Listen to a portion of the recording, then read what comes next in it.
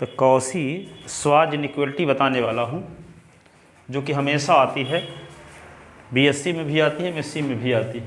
Cauchy Schwarz inequality तो कल बताया था ट्रायंगुलर इनइक्वालिटी, नॉर्म की डेफिनेशन और उस पर तीन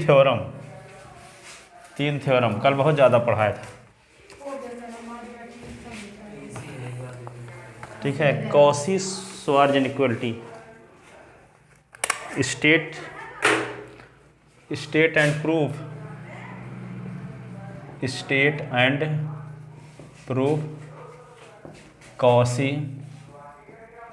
कॉची श्वार्ट्ज।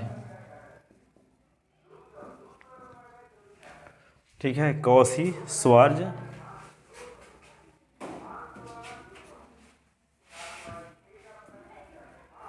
ठीक है, SCHWARZ inequality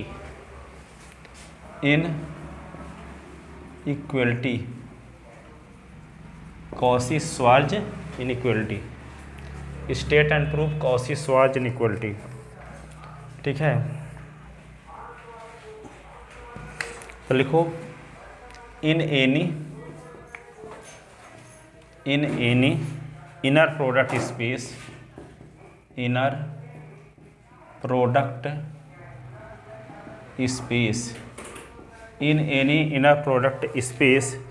VF for any two vector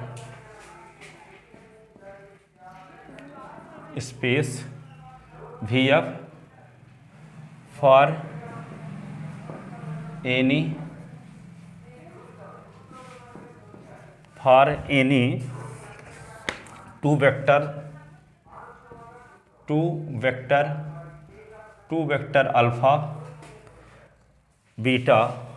alpha and beta, prove that two vectors alpha and beta prove that क्या प्रूव करना है आपको? अल्फा बीटा के इनर प्रोडक्ट का mod is less than norm of alpha और ये norm of beta. अब सोचते होंगे नॉर्म ऑफ का क्या होता है? जैसे अल्फा इज इक्वल टू क्या है, 1 2 है, तो नॉर्म ऑफ अल्फा का मतलब ये होता है √1 का स्क्वायर 2 का स्क्वायर। ठीक है, नॉर्म ऑफ अल्फा का मतलब होता है ये। ठीक है, अब नॉर्म ऑफ, तो यहाँ पे norm of alpha is equal to होगा 1 का स्क्वायर 1 और ये क्या होगा 4, तो √5 हो जाएगा। ठीक है, यदि अल्फा इज इक्वल टू क्या है A1 A2 AN है, तो नॉर्म ऑफ अल्फा का मतलब क्या हुआ √A1 का स्क्वायर A2 का स्क्वायर AN का स्क्वायर। इसी को बोलते हैं सदिश अल्फा की लंबाई, इसी को नॉर्म ऑफ अल्फा पढ़ते हैं, है ना। लंबाई बोलो चाहे नॉर्म बोलो, एक ही चीज़ है। तो अल्फा बीटा के इनर प्रोडक्ट का मॉड इज लेस देन और इक्वल नॉर्म ऑफ अल्फा और नॉर्म ऑफ बीटा, ये आपको प्रूव करना। ठीक है, तो ये प्रूव करने के लिए क्या करते हैं, देखो प्रूफ। ठीक है, तो यहाँ पे प्रूव करने के लिए if alpha is equal to 0 vector then alpha का नॉर्म इज इक्वल टू क्या होगा 0। ठीक है, यदि मान लो अल्फा 0 वेक्टर है तो इसका वो अल्फा को ऐसे लिखेंगे, जैसे मान लो 0 0 -0, तो अल्फा का नॉर्म क्या होगा? अल्फा का नॉर्म जब लिखोगे तो रूट ऑफ क्या लिखोगे 0 का स्क्वायर फिर क्या लिख दोगे 0 का स्क्वायर। ठीक है, तो norm of alpha is equal to क्या हो जाएगा 0 ना होगा, इसको सॉल्व करोगे तो। ठीक है, तो if alpha is equal to 0 vector then alpha का norm is equal to 0। Also in this case we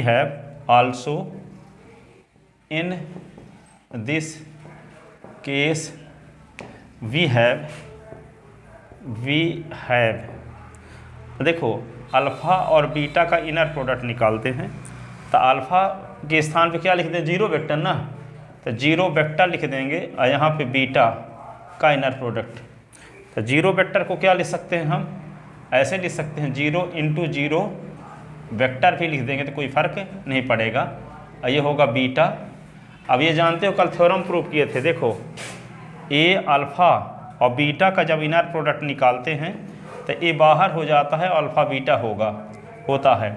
और कल ये भी प्रूव किए थे कि अल्फ़ा है और ए बीटा है, इसका इनर प्रोडक्ट जब निकालते हैं तो ए बाहर जब होगा तो बार लग जाएगा, दूसरे कंपोनेंट से ए बाहर होगा तो बार लगेगा, और पहले कंपोनेंट से ए बाहर होगा तो बार नहीं लगेगा। कल ये प्रूव करके दिखाए थे ऐसा क्यों होता है, पर आप ये जानते रहना सिर्फ है। फर्स्ट कंपोनेंट से फील्ड के एलिमेंट को बाहर जब निकालेंगे तो क्या होगा, बार नहीं लगेगा, पर दूसरे कंपोनेंट से ए को बाहर निकालेंगे तो बार लगेगा। ठीक है, तो ये होगा अल्फ़ा बीटा का इनर प्रोडक्ट, ऐसे इसको याद रखना। ठीक है, तो यहाँ पे क्या है, जीरो वेक्टर है तो इसको हम लिख सकते हैं 0 इंटू जीरो वेक्टर। जीरो ये फील्ड का एलिमेंट है, जीरो वेक्टर वेक्टर स्पेस का एलिमेंट है, ये आदिश है, ये सदिश है। ठीक है, तो यहाँ ए का काम कौन कर रहा है, ए का काम ये स्मॉल ये जीरो कर रहा है, और अल्फ़ा का काम कौन कर रहा है, zero bar. Zero bar field का वेक्टर स्पेस का एलिमेंट है, और जीरो क्या है, फील्ड का एलिमेंट है। ठीक है, तो ये परिभाषा से क्या होगा, ये थ्योरम से जो स्केलर होता है बाहर हो जाता है, तो स्केलर इसमें क्या है, जीरो, तो ये क्या हो जाएगा, जीरो बाहर हो जाएगा। फिर इनर प्रोडक्ट यहाँ पे लिखेंगे जीरो बार कामा बीटा का इनर प्रोडक्ट। अब इसका जीरो का मल्टीप्लाई किसी के साथ करोगे तो सब जीरो हो जाएगा।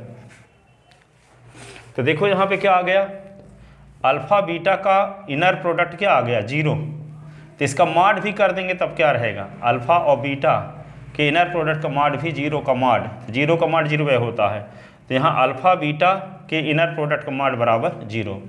ठीक है, तो अल्फ़ा बीटा के इनर प्रोडक्ट का मॉड इज इक्वल टू क्या आ गया, जीरो। ठीक है, अब यहाँ पे देखो, अब यहाँ पे कहता है कि अल्फ़ा बीटा के इनर प्रोडक्ट का मॉड क्या है, norm of alpha norm of beta के बराबर है। तो यहाँ देखो नॉर्म ऑफ अल्फ़ा और नॉर्म ऑफ बीटा की वैल्यू निकालते हैं, तो नॉर्म ऑफ अल्फ़ा की वैल्यू क्या निकाल चुके हैं, नॉर्म ऑफ की अल्फ़ा का जीरो तो मानकर ही चले हैं ना, नॉर्म अल्फ़ा क्या मानकर चले हैं, जब अल्फ़ा वेक्टर जीरो के बराबर है तो अल्फ़ा का नाम तो जीरो होता ही होता है। तो यहाँ पे हम क्या लिखते हैं, zero into norm of beta. ठीक है, तो इसका मान जीरो ना आएगा। तो यहाँ आप देखते हैं कि नॉर्म ऑफ अल्फ़ा और नॉर्म ऑफ बीटा की वैल्यू भी जीरो है, और अल्फ़ा बीटा के इनर प्रोडक्ट के मॉड की वैल्यू भी जीरो है। तो यहाँ पे इक्वल साइन लगा है कि नहीं लगा है, तो यहाँ जीरो बराबर जीरो आ रहा है। Alpha is equal to zero के लिए कंडीशन सेटिस्फाई हो गई। जब अल्फ़ा का मान जीरो लेते हैं तो अल्फ़ा बीटा के इनर प्रोडक्ट का जो मॉड है वो norm of alpha norm of beta के बराबर आ रहा है। यहाँ देख लो, ये इक्वेशन हो गया फर्स्ट और ये हो गया सेकंड। तो फ्रॉम फर्स्ट एंड सेकंड क्या मिल गया, फ्रॉम फर्स्ट एंड सेकंड क्या मिला, अल्फ़ा बीटा के इनर प्रोडक्ट का मॉड बराबर क्या आ गया, norm of alpha norm of beta, ये आ गया। तो यहाँ बराबर चिन्ह लगा है ना, इसका मतलब ये हुआ कि एक बार इसको प्रूव करना है लेस देन ये, और एक बार बराबर भी प्रूव करना है। तो बराबर वाली कंडीशन तो प्रूव हो गई, अब लेस देन वाली कंडीशन हम प्रूव करने जा रहे हैं। ठीक है, तो यहाँ पे इज वैलिड। ठीक है, प्रमाणित है, सत्य है, ये दोनों पक्ष की वैल्यू समान है। ठीक है, अब देखो आगे, अभी तो हम क्या लेकर चले थे, alpha is equal to zero vector मानकर चले थे। लिख ले, अब if alpha is not equal to zero, अभी alpha is equal to zero लेकर चले थे, अब लेकर चलते हैं if alpha is not equal to zero. If alpha is not equal to zero, alpha is not equal to zero, non zero vector है। जब नॉन जीरो वेक्टर है देन इसका जब नॉर्म निकालेंगे ना अल्फ़ा का, तो निश्चित रूप से वे क्या होगा, जीरो से बड़ा रहेगा, जीरो से बड़ा रहेगा ऑलवेज। ठीक है, जीरो के इक्वल जब नहीं है तो जीरो से बड़ा उसका नॉर्म लंबाई, लंबाई कभी ऋणात्मक होती नहीं है, इसलिए greater than or equal zero. ठीक है, देयरफॉर जब ये इसका मान जीरो से बड़ा होगा, ऐसी कंडीशन में देयरफॉर इसलिए, तो जब ये पॉजिटिव वैल्यू है तो 1 अपॉन नॉर्म ऑफ अल्फ़ा का square is also greater than zero. यदि मान लो 5 0 से बड़ा है तो 1/5 भी ना 0 से बड़ा होगा, तो यहाँ पे और 1/5 के स्क्वायर भी 0 से बड़ा होगा। Is a positive real number, is a positive real number, positive real number. तो कंसीडर द वेक्टर, एक वेक्टर पर हम विचार करते हैं। कौन वेक्टर पर? वेक्टर पर इस प्रकार से परिभाषित करते हैं कि वेक्टर बीटा माइनस बीटा और अल्फा का इनर प्रोडक्ट, गामा है। हाँ ये गामा है, बीटा माइनस बीटा अल्फा के इनर प्रोडक्ट बाहर into alpha upon norm of alpha का स्क्वायर। देखो इस सदिश पर हम विचार करते हैं, इसको याद रखना आप, गामा बराबर यही याद रखोगे तभी प्रूव हो पाएगा। क्या लिखे हैं? बीटा माइनस बीटा अल्फा का inner product into alpha upon norm of alpha का स्क्वायर। ठीक है, गामा बराबर कंसीडर द वेक्टर, इस वेक्टर पर हम विचार करते हैं। तो इस वेक्टर पर जब विचार करते हैं तो क्या करेंगे, ये गामा गामा, इसको गामा गामा का इनर प्रोडक्ट हम निकाल के दिखाते हैं। यहाँ पे देखो बीटा, बीटा किसका मेंबर है? वेक्टर स्पेस वी एफ का मेंबर है, और ये बीटा और अल्फ़ा का inner product alpha upon norm of alpha का स्क्वायर भी किसका मेंबर है? इसका अल्फ़ा को छोड़ दोगे तो ये फील्ड का एलिमेंट कहलाएगा, फील्ड का। क्यों? क्योंकि कोई संख्या में मान ये आएगा, ये भी क्या है? लंबाई है, तो ये भी संख्या है, तो इसका फील्ड का एलिमेंट कहलाएगा ये। ठीक है, देखो बीटा किसका होगा? वी एफ का एलिमेंट, इसको वेक्टर बोलेंगे, लेकिन ये अल्फा के पहले जिसका उपयोग हुआ है वे क्या है? फील्ड का एलिमेंट कहलाएगा। लेकिन जैसे मान लो 3 एक अदिश राशि है और ये वेक्टर है, तो 3 वेक्टर है तो सदिश राशि ना बन जाता है। ठीक है, तो ये क्या है? अदिश राशि है, क्योंकि ये इसका इनर प्रोडक्ट है, तो इनर प्रोडक्ट कोई संख्यात्मक मान आएगा। और इसका लंबाई क्या है? नॉर्म ऑफ है, सदिश एक की लंबाई भी कोई संख्या होगी, तो ये संख्या बटे संख्या करोगे तो कोई फील्ड का ही एलिमेंट होगा, कोई सदिश का एलिमेंट तो होगा नहीं, हो नहीं सकता। जब इसमें अल्फा लगा देंगे तो वे हो जाएगा वी एफ का एलिमेंट। लेकिन लिख लिए, तो देखो अब ये फील्ड का एलिमेंट है, इसको ध्यान रखना, ये क्या है? फील्ड का एलिमेंट है, क्योंकि इसका मान कोई संख्यात्मक मान आएगा, ये लंबाई है तो संख्यात्मक मान आएगा, तो ये कोई संख्या होगी, कोई संख्या होगी मीन्स फील्ड का एलिमेंट है। ठीक है, अब देखो हम किस पर विचार करेंगे? गामा गामा के इनर प्रोडक्ट पर, गामा गामा के इनर प्रोडक्ट पर। नाउ गामा और गामा के इनर प्रोडक्ट पर विचार करते हैं। तो गामा का मान क्या है? गामा का मान क्या है? बीटा माइनस बीटा अल्फ़ा के inner product upon norm of alpha का स्क्वायर, ये अल्फ़ा और गामा। इस गामा का मान भी यही, फिर से लिखो, बीटा माइनस बीटा अल्फ़ा का इनर प्रोडक्ट और ये alpha upon norm of alpha का स्क्वायर और ये इनर प्रोडक्ट। कठिन कुछ नहीं है, थोड़ा सा दिमाग लगेगा, 50 ग्राम बस। ठीक है, तो क्या करोगे? गामा गामा, गामा को इसी को 2 बार लिख लिए, देखो इसी को 2 बार लिख लिए हैं, गामा लगाए हैं, गामा के स्थान पे इसको लिखे, फिर गामा लगा के गामा के स्थान पे फिर से इसको लिख लिए। अब दोनों का इनर प्रोडक्ट करते हैं। तो देखो यहाँ पे कोई आपसे कहे, देखो यहाँ दिखाते हैं थोड़ा सा एक बात समझाने के लिए। जैसे आपसे ये कहा जाए कि अल्फ़ा और माइनस बीटा और बीटा माइनस गामा या gamma minus del, gamma minus del का इनर प्रोडक्ट निकालो, यदि आपको ये कहा जाए। ठीक है, तो क्या करोगे? पहले अल्फ़ा का गामा के साथ इनर प्रोडक्ट, फिर अल्फ़ा का डेल के साथ इनर प्रोडक्ट, फिर बीटा का गामा के साथ इनर प्रोडक्ट, फिर क्या? बीटा का डेल के साथ इनर प्रोडक्ट। ऐसे करेंगे। क्या करेंगे? अल्फ़ा गामा का इनर प्रोडक्ट, फिर क्या करेंगे? अल्फ़ा माइनस लगा देंगे, अल्फ़ा और डेल का इनर प्रोडक्ट, फिर क्या करेंगे? माइनस बीटा, बीटा और गामा का इनर प्रोडक्ट, फिर माइनस माइनस प्लस, तो फिर क्या लिखेंगे? बीटा और डेल का, बीटा और डेल का इनर प्रोडक्ट, बीटा और डेल का इनर प्रोडक्ट। ऐसे करेंगे। इसी प्रकार ये भी है, इसका इनर प्रोडक्ट निकालना है तो पहले क्या करेंगे, बीटा का बीटा के साथ इनर प्रोडक्ट, फिर बीटा का इसके साथ इनर प्रोडक्ट, फिर इसका इसके साथ इनर प्रोडक्ट, फिर इसका इसके साथ इनर प्रोडक्ट। समझ में नहीं आया? ये इसीलिए ये लाइन लिख रहे हैं ताकि आपके समझ में आ जाए। ये लाइन भी ध्यान रखना ये वाला, क्योंकि यहाँ बड़े बड़े मान आ गए हैं, ये तो छोटा मान है तो ये समझ में आ जाएगा।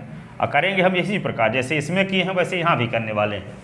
अब क्या करोगे, देखो बीटा का बीटा के साथ इनर प्रोडक्ट, क्या लिख दें, बीटा और बीटा का इनर प्रोडक्ट, फिर बीटा का इसके साथ ना, तो बीटा का इसके साथ करें तो माइनस लगा है तो माइनस लिख दिए, और फिर क्या लिख देंगे, बीटा अकामा, ये लिखेंगे क्या, बीटा अल्फ़ा का inner product alpha upon norm of alpha का स्क्वायर, ऐसे। ठीक है। अब क्या करेंगे, बीटा का तो दोनों के साथ कर चुके, अब इसका करेंगे, इसका इसके साथ भी, इसका इसके साथ भी। तो इसका इसके साथ जब करेंगे तो क्या होगा, माइनस लगाएंगे और फिर क्या लिख देंगे, बीटा अल्फ़ा का inner product alpha upon norm of alpha का स्क्वायर, और ये क्या होगा, बीटा, ऐसे। अब इसका मल्टीप्लाई इसके साथ होगा ना, तो ये माइनस है ये माइनस मिलके क्या बन जाएगा, प्लस। अब लिखेंगे क्या, ये लिखेंगे इनर प्रोडक्ट बीटा अल्फ़ा, ये alpha upon norm of alpha का स्क्वायर अकामा बीटा बीटा और अल्फ़ा का इनर प्रोडक्ट ये alpha upon norm of alpha का स्क्वायर, ऐसे। देखो दिख रहा है कि नहीं, उधर वाला लास्ट वाला पता चला बहुत इंपॉर्टेंट भी दिख है और दिख भी ना रहा हो।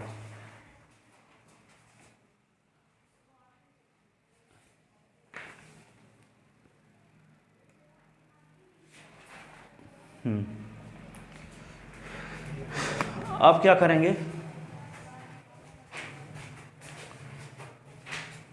बीटा बीटा ये तो आप जानते हो, ये आपको परिभाषा बताई गई, सुनो, अल्फ़ा का नॉर्म इज इक्वल टू होता है positive square root of alpha alpha का इनर प्रोडक्ट। तो ये स्क्वायरिंग बोथ साइड कर दोगे तो नॉर्म ऑफ अल्फ़ा स्क्वायर बराबर क्या होगा, अल्फ़ा अल्फ़ा का इनर प्रोडक्ट। ये कल परिभाषा बताई गई थी। ठीक है। तो अल्फ़ा का नॉर्म होता है इस प्रकार से, अल्फ़ा अल्फ़ा के इनर प्रोडक्ट का वर्गमूल। ठीक है। तो यहाँ पे क्या करेंगे, स्क्वायरिंग बोथ साइड कर देते, रूट हट गया, तो अल्फ़ा अल्फ़ा का इनर प्रोडक्ट बराबर क्या होता है, नॉर्म ऑफ अल्फ़ा का स्क्वायर। ठीक है। तो यहाँ बीटा बीटा का इनर प्रोडक्ट है तो क्या लिखें, नॉर्म ऑफ बीटा का स्क्वायर, क्या लिख दें, नॉर्म ऑफ बीटा का स्क्वायर।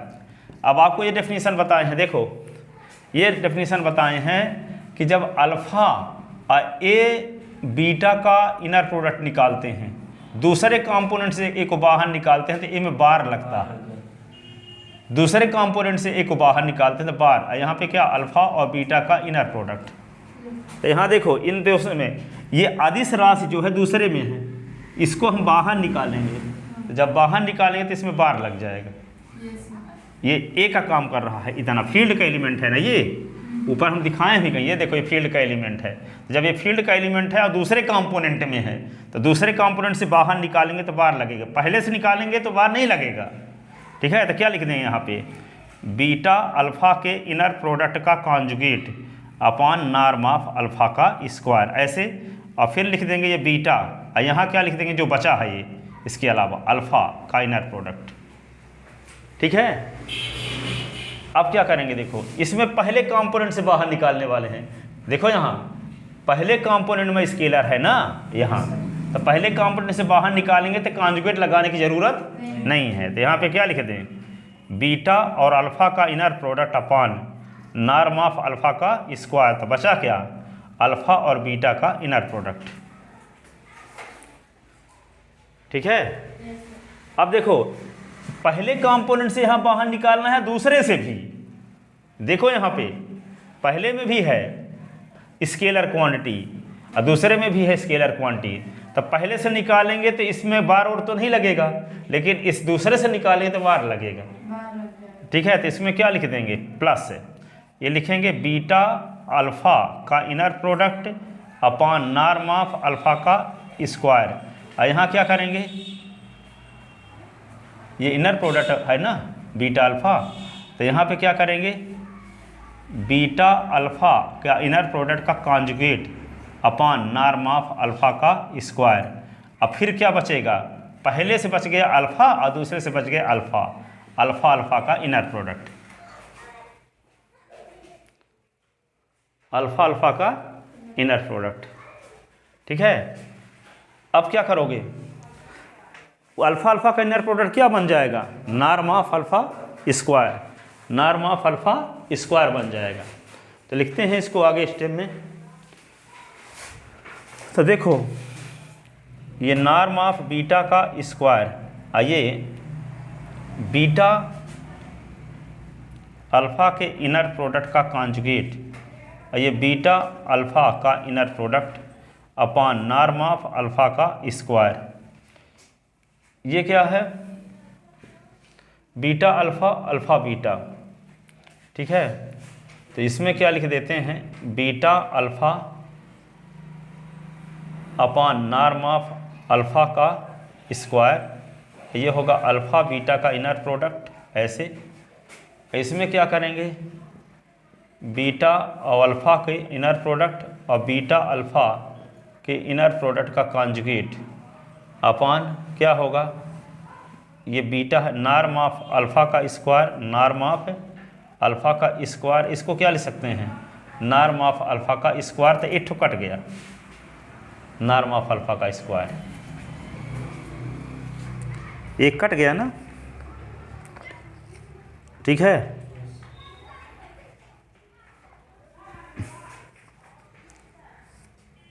लिख लेते ना। अब ये देखो ये वाला पद देखो और ये वाला पद देखो, देखो बीटा माइनस अल्फ़ा का कॉन्जुगेट तो बीटा माइनस अल्फ़ा का कॉन्जुगेट, अब बीटा माइनस अल्फ़ा तो बीटा अल्फ़ा, तो यहाँ beta alpha, norm of alpha square तो नॉर्म ऑफ अल्फ़ा स्क्वायर, ये प्लस में तो ये माइनस में है, तो क्या होगा, ये कट जाएगा। इसको काटने के बाद जो बचा है ये भी कटने वाला है ना, समझ गए, इतना दूरदृष्टि है ना। अब ये कट गया तो बचा क्या है, जो बचा है ऊपर लिखने वाले हैं, इसको तैयार कर लेना। और कल टेस्ट है 3 से 4:30 तक, ठीक है, इसी को देंगे, पहला क्वेश्चन यही रहेगा। बताए दे रहे हैं। हाँ, एक ट्रायंगुलर इनइक्वलिटी, ट्रायंगुलर इनइक्वलिटी और एक इनर प्रोडक्ट की परिभाषा, उस पर आधारित 2 क्वेश्चन जो बताए थे, इनर प्रोडक्ट की परिभाषा और उस पर आधारित 2 क्वेश्चन, एक कॉम्प्लेक्स नंबर के लिए बताए थे, एक रियल नंबर के लिए। हाँ, कल बताए थे। ठीक है, तो देखो यहाँ पे इसमें क्वेश्चन आप बता रहे, उसमें क्वेश्चन आप नहीं बताए। हाँ, तो नॉर्म ऑफ बीटा का स्क्वायर, अब इसको क्या लिख दोगे, minus beta alpha alpha beta upon norm of alpha का स्क्वायर, इधर है ना बच्चा। अब देखो एक जुगाड़ लगाओ इसमें, नॉर्म ऑफ बीटा का स्क्वायर, ये बीटा अल्फ़ा को अल्फ़ा बीटा का कॉन्जुगेट कर सकते हो, ठीक है। तो यहाँ पे क्या करोगे, अल्फ़ा बीटा को पहले लिख दिए, ये वाले को, अब बीटा अल्फ़ा है तो अल्फ़ा बीटा का कॉन्जुगेट कर दिए, अल्फ़ा बीटा का कॉन्जुगेट अपान क्या लिख दिए, नॉर्म ऑफ अल्फ़ा स्क्वायर, ठीक है। एक फार्मूला बचपन में पढ़े हो, x plus iota y z बराबर, तो जेड का कॉन्जुगेट होता था x माइनस आयोटा वाई, कि नहीं। अब तो जब इसको लिख सकते हैं, यदि मान लो z इंटू जेड का कॉन्जुगेट करोगे तो क्या आएगा, x प्लस आयोटा वाई और x माइनस आयोटा वाई आएगा। तो z इंटू जेड का कॉन्जुगेट, z इंटू जेड का कॉन्जुगेट तो क्या हो जाएगा, ये a plus b a minus b, तो x square minus iota square y square होगा। तो z और z का कॉन्जुगेट तो क्या आएगा, एक्स स्क्वायर, आयोटा स्क्वायर की वैल्यू -1, तो माइनस प्लस तो क्या होगा वाई स्क्वायर, इसी को क्या लिख सकते हैं, under root x square plus y square. ठीक है, under root x square y square का स्क्वायर।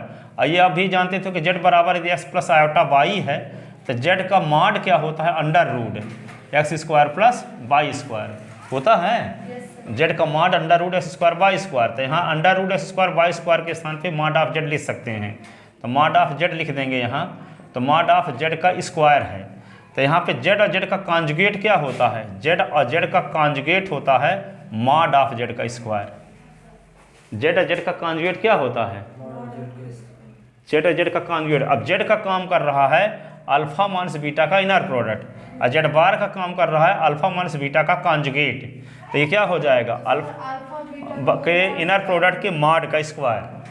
समझ गए क्या होगा, ये जेड है और ये जेड का कॉन्जुगेट है, तो क्या होगा जेड के मॉड का स्क्वायर, जेड के मॉड का स्क्वायर। तो जेड का काम कर कौन रहा है, अल्फा बीटा का इनर प्रोडक्ट। ठीक है, तो यहाँ पे क्या लिख देंगे, अब क्या लिख देंगे, नॉर्म ऑफ बीटा का स्क्वायर माइनस, इसको लिख सकते हैं क्या, mod inner product alpha beta का square upon norm of alpha का स्क्वायर, नॉर्म ऑफ अल्फा का स्क्वायर। ठीक है, अब यहाँ पे इसको क्या, इसके नीचे एक लिख के लघुत्तम ले लो। लघुत्तम क्या आएगा, नॉर्म ऑफ अल्फा का स्क्वायर, ये होगा नॉर्म ऑफ अल्फा का स्क्वायर और नॉर्म ऑफ बीटा का स्क्वायर माइनस मॉड अल्फा और बीटा के इनर प्रोडक्ट के मॉड का स्क्वायर। ये आ गया। ये किसकी वैल्यू निकाल रहे थे अभी, गामा और गामा के इनर प्रोडक्ट की वैल्यू निकाल रहे थे, गामा और गामा का इनर प्रोडक्ट निकाल रहे थे, तो ये रिजल्ट आ गया। ठीक है, लेकिन आप ये जानते हो कि गामा गामा का जो इनर प्रोडक्ट, बट गामा और गामा का inner product always greater than or equal 0 होता है। क्यों, क्योंकि गामा गामा का इनर प्रोडक्ट होगा क्या, नॉर्म ऑफ गामा का स्क्वायर होगा ना, नॉर्म ऑफ गामा का स्क्वायर। और नॉर्म ऑफ गामा क्या है, लंबाई गामा वेक्टर की, और लंबाई कभी ऋणात्मक होती नहीं। तो ऋणात्मक जब होती नहीं तो होगी क्या, या तो 0 होगी या कि 0 से बड़ी होगी। इसलिए गामा गामा के इनर प्रोडक्ट का मॉड, गामा गामा के इनर प्रोडक्ट 0 के बराबर होगा अथवा 0 से बड़ा होगा। तो इसके स्थान पे हम ये लिख सकते हैं, तो इसके स्थान पे ये लिखे तो क्या हो जाएगा, इम्प्लाइज नॉर्म ऑफ अल्फा का स्क्वायर नॉर्म ऑफ बीटा का square minus alpha mod alpha beta के इनर प्रोडक्ट के मॉड का स्क्वायर। ठीक है, अपॉन नॉर्म ऑफ अल्फा का square is greater than or equal 0, greater than or equal 0। तो इसका 0/1 कर सकते हो, और इसका मल्टीप्लाई 0 के साथ, इसका मल्टीप्लाई 1 के साथ, तो 1 के साथ मल्टीप्लाई तो यही रहेगा, और इसका मल्टीप्लाई 0 के साथ तो 0 हो जाएगा कि नहीं। तो अगले स्टेप में ये क्या हो जाएगा, ये नॉर्म ऑफ अल्फा का स्क्वायर नॉर्म ऑफ बीटा का square minus mod alpha beta के इनर प्रोडक्ट के मॉड का स्क्वायर इज ग्रेटर देन क्या हुआ 0। ठीक है, अब इसको उधर ले जाओ, तो माइनस वाला पद उधर जाए तो क्या बन जाएगा, प्लस बनेगा। तो क्या होगा, नॉर्म ऑफ अल्फा का स्क्वायर नॉर्म ऑफ बीटा का square is greater than or equal mod of alpha beta के इनर प्रोडक्ट के मॉड का स्क्वायर आ गया। ठीक है, अब इसको इस साइड में लिख दो, इसको इस साइड में लिख दो। ठीक है, कहा जाए कि 5 बड़ा है 3 से, तो ऐसे भी तो कह सकते हैं 3 छोटा है 5 से, कह सकते हैं ना, 5 बड़ा है 3 से, तो ऐसे भी तो कह सकते हैं 3 छोटा है 5 से। तो ये बड़ा है इससे, तो ये भी तो कह सकते हैं ये छोटा है इससे। तो यहाँ पे क्या लिख सकते हैं इसी को, मॉड अल्फा और बीटा के इनर प्रोडक्ट का मॉड का square is less than norm of alpha का स्क्वायर और नॉर्म ऑफ बीटा का स्क्वायर। और दोनों पक्षों का पॉजिटिव स्क्वायर रूट ऑफ लेने पर, धनात्मक वर्गमूल लेने पर, है ना, दोनों साइड का, taking positive square root on both side, हाँ, तो taking positive square root on both side, तो ये क्या हो जाएगा, स्क्वायर रूट ऑफ, धनात्मक वर्गमूल लेने पर रूट ऑन बोथ साइड। तो यहाँ पे क्या होगा, लिखोगे अल्फ़ा बीटा का इनर प्रोडक्ट का मॉड, स्क्वायर हटा दो दोनों साइड का, is less than norm of alpha norm of beta. Hence proof, यही तो सिद्ध करना था, हैंस प्रूव्ड। है कठिन क्या? कठिन नहीं है, इनको बिन देखे तैयार करके लिख दोगे तो लगेगा कि हाँ कुछ अब बन जाएगा। सिक्योरिटी कब होती है, जिसको बिन देखे एक बार यहाँ लिख दो, चाहे भले न इसी भर को तैयार करके आओ, पर आना बेहतर जरूरी है। चलो देखो आगे।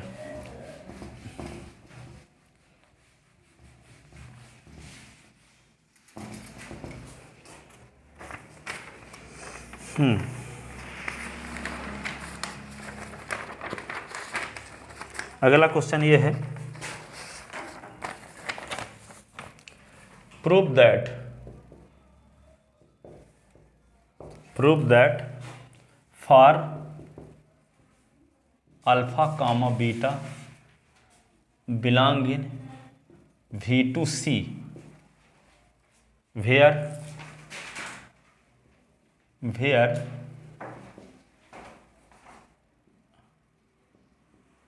अल्फा इज इक्वल टू है A1 A2, alpha is equal to है A1 A2 और बीटा इज इक्वल टू है B1 B2। ठीक है, तो दिस प्रोडक्ट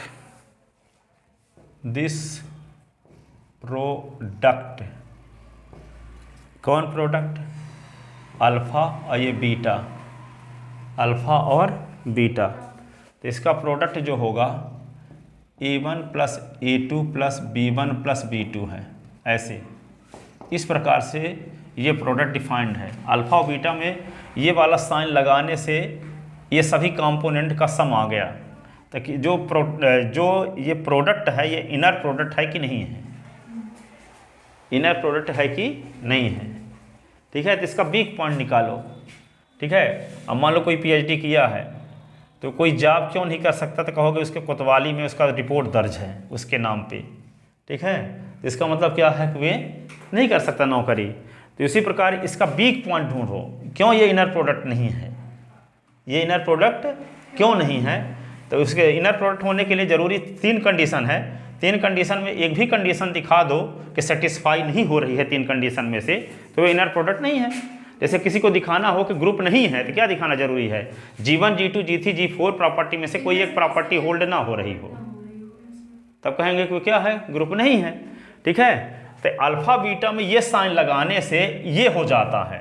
तो क्या ये वाला प्रोडक्ट जो इस प्रकार से डिफाइंड है इस क्वेश्चन में, क्या इनर प्रोडक्ट है कि नहीं है, चेक करना है।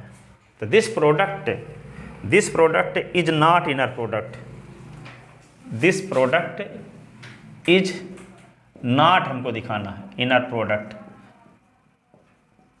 ये इनर प्रोडक्ट नहीं है। तो दिखाओ क्यों नहीं है इनर प्रोडक्ट, इसका रीजन दो। इनर प्रोडक्ट नहीं है, प्रूव करो। तो इनर प्रोडक्ट नहीं है तो इसका क्या तर्क दोगे आप, क्यों नहीं है इनर प्रोडक्ट। ठीक है, तो देखो, फॉर सॉल्यूशन फॉर अल्फा और कामा बीटा बिलोंग इन V2C, तो वी हैव टू चेक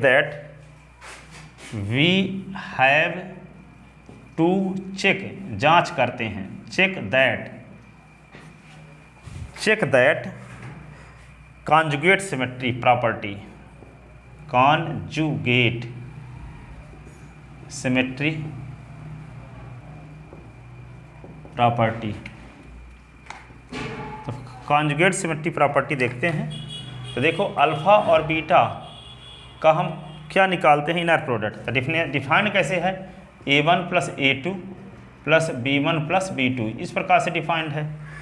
अब बीटा और अल्फ़ा का इनर प्रोडक्ट जब निकालोगे तो क्या लिखोगे, B1 plus B2 A1 plus A2, ये लिख दोगे। अब इसमें कॉन्जुगेट लगा दो, तो बीटा अल्फ़ा का कॉन्जुगेट तो क्या होगा, B1 plus B2 plus A1 plus A2, इन सब में कॉन्जुगेट लगा दिए। ठीक है, अब एक पढ़े हुए formula Z1 plus Z2 plus Z3 plus Z4 का कॉन्जुगेट बराबर होता है Z1 का कॉन्जुगेट, Z2 का कॉन्जुगेट, Z3 का कॉन्जुगेट, Z4 का कॉन्जुगेट, ये होता है। इसमें अलग अलग कर दो, B1 का कॉन्जुगेट, B2 का कॉन्जुगेट, A1 का कॉन्जुगेट, A1 का कॉन्जुगेट, A2 का कॉन्जुगेट। ठीक है, तब बीटा अल्फ़ा के इनर प्रोडक्ट का जो कॉन्जुगेट है वे अल्फ़ा बीटा क्या आ रहा है, ये A1 A2 B1 B2 होता, यहाँ तब न लिख सकते थे अल्फ़ा बीटा का इनर प्रोडक्ट। तो यहाँ इसके स्थान पे हम अल्फ़ा बीटा का इनर प्रोडक्ट नहीं ले सकते, यानी बीटा और अल्फ़ा के इनर प्रोडक्ट का जो कॉन्जुगेट है वह इसके बराबर है, और इसके स्थान पर हम ये नहीं लिख सकते। इसके स्थान पे ये जब लिख सकते तब कहते कॉन्जुगेट प्रॉपर्टी सेटिस्फाई है, लेकिन इसके स्थान पे ये तो हम लिख नहीं सकते, इसमें बार ना लगा होता तब हम लिख सकते थे। ठीक है, लेकिन इसमें सब में बार लग गया, इसका मतलब क्या है, बीटा अल्फ़ा का conjugate is not equal to alpha beta का इनर प्रोडक्ट। ये तो ये since this product is not satisfy, since this product is not satisfy the conjugate property, conjugate symmetry property, conjugate symmetry property। ठीक है, since this product is not satisfy conjugate symmetry property, therefore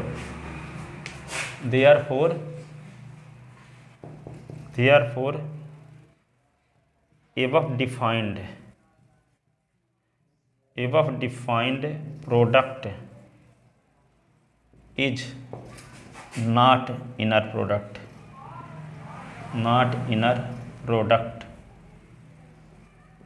function. ये inner product function नहीं है। Inner product function कब होता है, जब तीन कंडीशन को सेटिस्फाई करता है। तो ये कॉन्जुगेट सिमेट्री प्रॉपर्टी को ही सेटिस्फाई नहीं कर रहा है, तो बाकी चाहे भले दो को करता हो तब भी ये क्या होगा, इनर प्रोडक्ट फंक्शन नहीं होगा, इनर प्रोडक्ट फंक्शन नहीं होगा। लिख ले, आगे एक और क्वेश्चन देखो।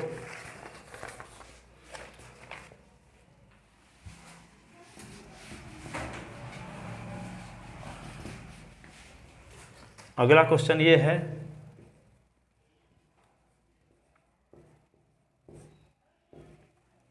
if alpha is equal to A1 A2 and beta is equal to B1 B2, be any two element of V2C, be any two element of V2C,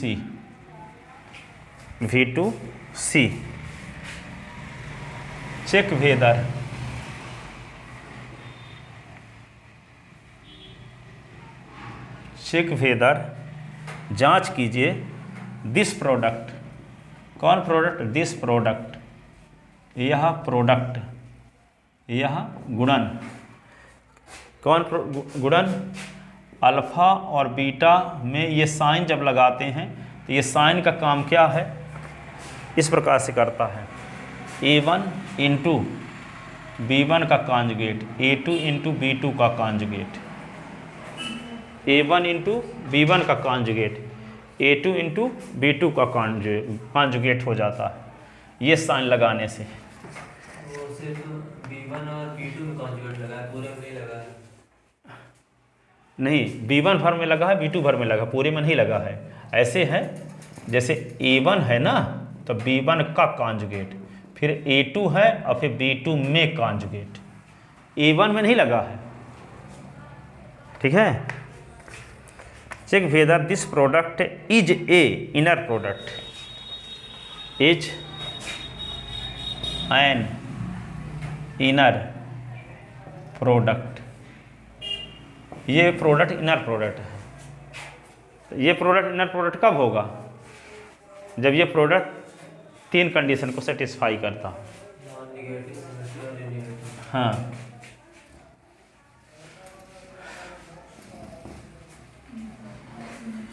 ठीक है ना। तो to proof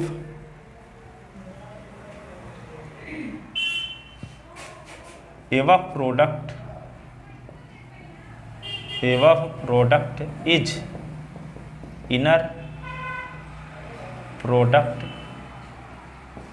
we have to show that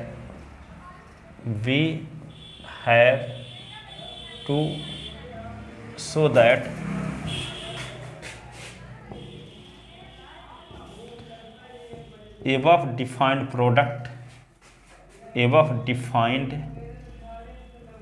product satisfy the following properties।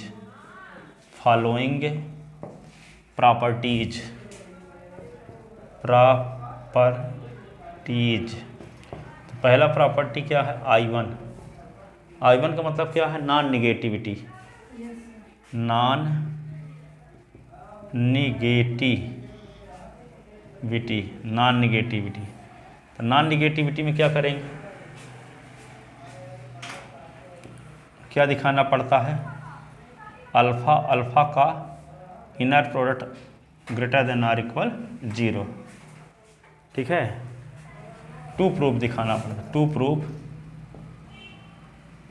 Alpha का inner product greater than 0 and, और क्या दिखाना पड़ता है?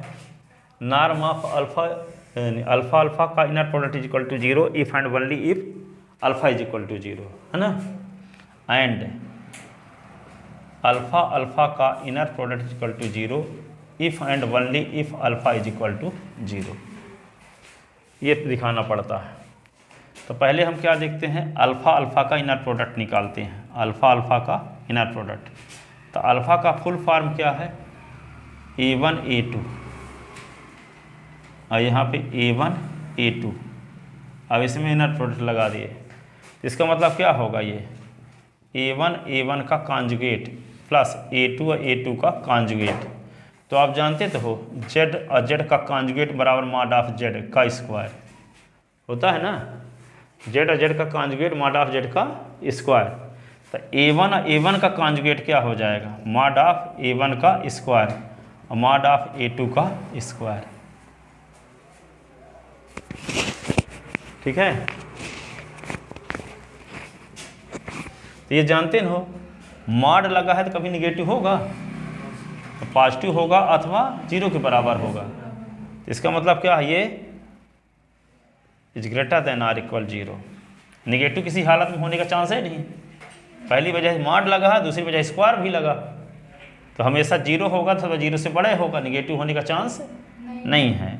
इसका मतलब ये प्रूव हो गया। इम्प्लाइज अल्फा का inner product greater than or equal 0 and, अब इसको लेकर चलते हैं।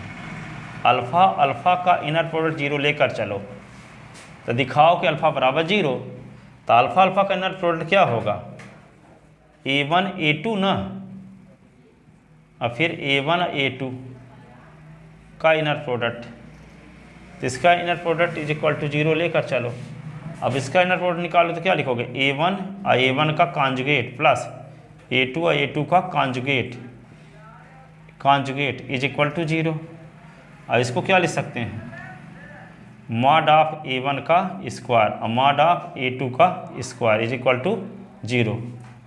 तो दो धनात्मक संख्याओं का योगफल शून्य कब होगा? दो धनात्मक संख्याओं का योगफल शून्य कब होगा? दोनों शून्य के बराबर हों। यहाँ माड लगा तो धनात्मक है, माड लगा है तो धनात्मक है, दूसरी वजह स्क्वायर लगा है तब भी धनात्मक है, तो ये भी धनात्मक है, ये भी धनात्मक है, तो दोनों का योगफल 0 सिर्फ एक ही स्थिति में होगा कि जब a1 का मान भी शून्य हो, a2 का मान भी शून्य। यदि कोई निगेटिव भी होने का चांस होता तो मान लो ये पॉजिटिव है निगेटिव तो कट के शून्य बन जाता, लेकिन ये कन्फर्म है कि माड लगा है तो धनात्मक होगा, स्क्वायर लगा है तो धनात्मक होगा। तो दो धनात्मक संख्याओं का योगफल 0 तभी होगा जब दोनों अलग अलग 0 हों। क्या हों? दोनों अलग अलग 0 हों। ठीक है, तो इसका मतलब क्या हुआ, a1 का मान भी शून्य और a2 का मान भी शून्य, तभी दोनों के माड का स्क्वायर 0 के बराबर होगा, तभी दोनों का माड का स्क्वायर किसके बराबर होगा, 0 के बराबर होगा। इसका मतलब क्या हुआ, इसका मतलब ये हुआ कि माड ऑफ a1 का स्क्वायर इज इक्वल टू 0 और माड ऑफ a2 का स्क्वायर इज इक्वल टू 0। तो implies a1 is equal to 0, a2 is equal to 0। तो अल्फ़ा इज इक्वल टू क्या था, अल्फ़ा, यहाँ डबल इम्प्लाई लगाते जाओगे बार बार, double implies, double implies a2 is equal to 0। तो यहाँ पे लिखो आगे double implies alpha is equal to क्या माने थे हम, a1 a2 ना, तो यहाँ पे a1 a2 का इनर प्रोडक्ट, तो alpha is equal to a1 के स्थान पे क्या लिख दो 0 और कामा 0 का इनर प्रोडक्ट, तो क्या होगा अल्फ़ा अल्फ़ा का इनर प्रोडक्ट क्या होगा, अल्फ़ा अल्फ़ा का इनर प्रोडक्ट बराबर क्या होगा 0 0 का इनर प्रोडक्ट मीन्स 0 ना होगा, नॉर्म ऑफ 0 का स्क्वायर 0 ही होगा, इज इक्वल टू 0। तो आ तो गया अल्फ़ा अल्फ़ा का इनर प्रोडक्ट 0 लेकर चले तो अल्फ़ा का मान 0 आ गया, ये लेकर चलेंगे तो ये दिखा देंगे और ये लेकर चलेंगे तो ये दिखा देंगे, इसलिए डबल इम्प्लाइज लगाए हैं। इस प्रकार कौन प्रॉपर्टी सेटिस्फाई होती है, पहली property I1, hence property I is satisfy, hence property I1 is satisfy, hence property I1 is satisfy. अब क्या निकालें, I2 प्रॉपर्टी। तो I2 प्रॉपर्टी क्या है, conjugate symmetry, conjugate symmetry, conjugate symmetry दिखाना है। तो क्या दिखाना होगा, बीटा अल्फ़ा बीटा का टू प्रूव अल्फ़ा और बीटा का कॉन्जुगेट, नहीं अल्फ़ा और बीटा का inner product is equal to beta alpha का कॉन्जुगेट, बीटा अल्फ़ा के इनर प्रोडक्ट का कॉन्जुगेट। तो हम देखते हैं बीटा अल्फ़ा के इनर प्रोडक्ट का कॉन्जुगेट लेकर चलते हैं और दिखाएंगे अल्फ़ा बीटा का इनर प्रोडक्ट आना चाहिए। ठीक है, तो यहाँ राइट हैंड साइड लेकर चलते हैं, बीटा अल्फ़ा के इनर प्रोडक्ट का कॉन्जुगेट लेकर चलते हैं। तो बीटा अल्फ़ा, तो यहाँ बीटा के स्थान पे क्या लिख दोगे b1 b2 ऐसे, इसमें क्या लिखोगे a1 a2 ऐसे। तो डेफिनेशन लगा दो प्रोडक्ट की, तो b1 इंटू क्या है, क्या था यहाँ पे a1 a2 था, b1 b2, ठीक है। ये होगा b1 a1 ना, और यहाँ कॉन्जुगेट लगाओगे और प्लस यहाँ पे b2 a2, ये बार लगाओगे दूसरे वाले में ना, और इसमें कॉन्जुगेट लगा दो होल। अब हाँ पूरे ये कॉन्जुगेट ऊपर लगा ना होल, अब ये प्रोडक्ट की डेफिनेशन लगा दिया तो ये आ गया, और कॉन्जुगेट तो लगबे करेगा। ठीक है, अब ये जानते हो कि Z1 प्लस Z2 का होल कॉन्जुगेट बराबर Z1 का कॉन्जुगेट प्लस Z2 का कॉन्जुगेट। तो यहाँ पे क्या होगा b1 a1 के कॉन्जुगेट का कॉन्जुगेट B2 और A2 के कांजुगेट का कांजुगेट आ गया। और ये भी तो फार्मूला आप जानते हो, Z1 इंटू Z2 का कांजुगेट बराबर Z1 का कांजुगेट Z2 का कांजुगेट। अलग अलग कर सकते हैं दोनों को। तो क्या होगा, B1 का कांजुगेट A1 के कांजुगेट का कांजुगेट, B2 का कांजुगेट A2 के कांजुगेट का कांजुगेट, B1 का कांजुगेट ये क्या होगा A1, B2 का कांजुगेट ये क्या होगा A2। तो क्या मिल गया, इसी को हम क्या लिख सकते हैं, A1 को पहले लिख दो B1 का कांजुगेट, A2 को पहले लिख दो B2 का कांजुगेट। और ये किसका फार्मूला है, अल्फ़ा बीटा का इनर प्रोडक्ट। तो हम निकाल क्या रहे थे, बीटा अल्फ़ा के इनर प्रोडक्ट का कांजुगेट निकाल रहे थे। तो मिल तो गया, देखो बीटा अल्फ़ा के इनर प्रोडक्ट का कांजुगेट निकाल रहे थे, तो आ गया अल्फ़ा बीटा का इनर प्रोडक्ट। ठीक है। Hence I2 properties also, hence I2 property is also satisfy, is also satisfy. अब क्या लीनियर प्रॉपर्टी देखते हैं। I3 प्रॉपर्टी क्या है, linearity.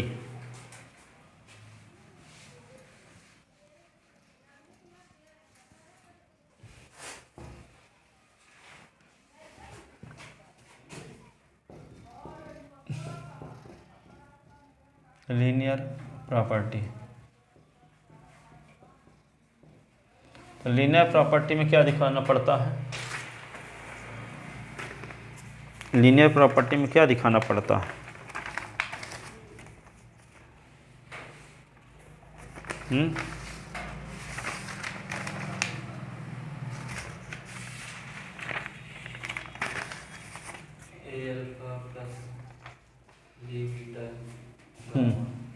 A to prove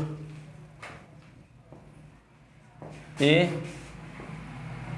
alpha b beta ये गामा का inner product is equal to, आपको क्या दिखाना होगा,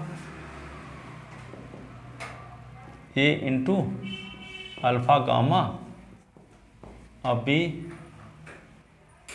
ए बार लिखोगे ना, नहीं ए इंटू ऐसे दिखाना पड़ेगा, ए इंटू बार का दूसरे में कंपोनेंट में रहता है तो पहले में है, बी इंटू बीटा गामा का इनर प्रोडक्ट।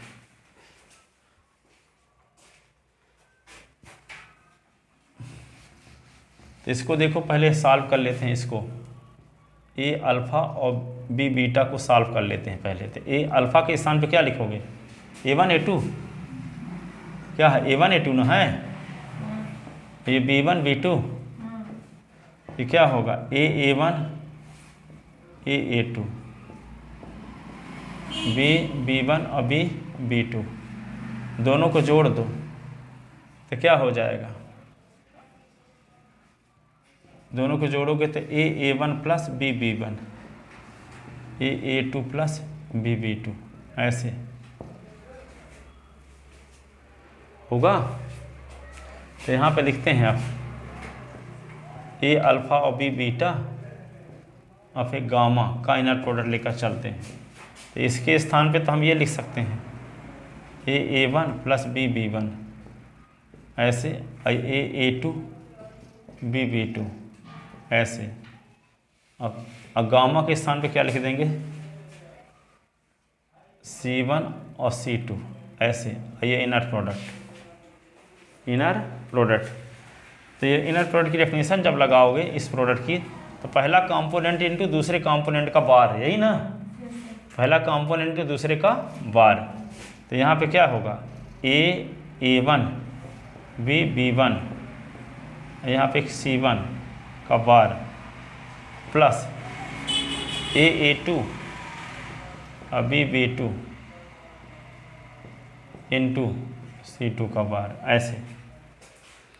अब इसको क्या करेंगे, A1 C1 का कांजुगेट B1 C1 का कॉन्जुगेट, A2 C2 का कॉन्जुगेट, B2 C2 का conjugate.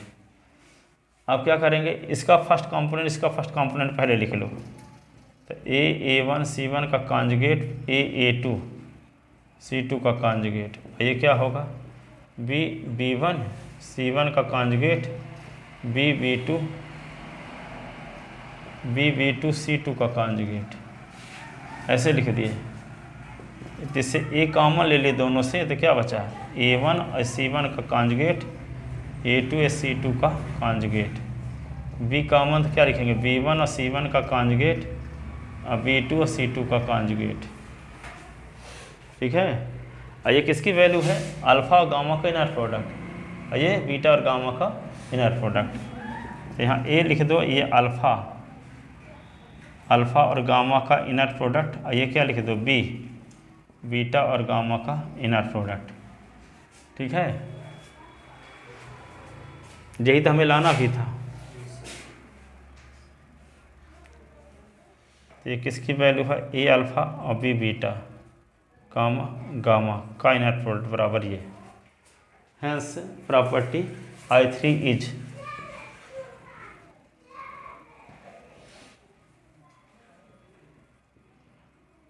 R3 is also satisfy. ठीक है। 10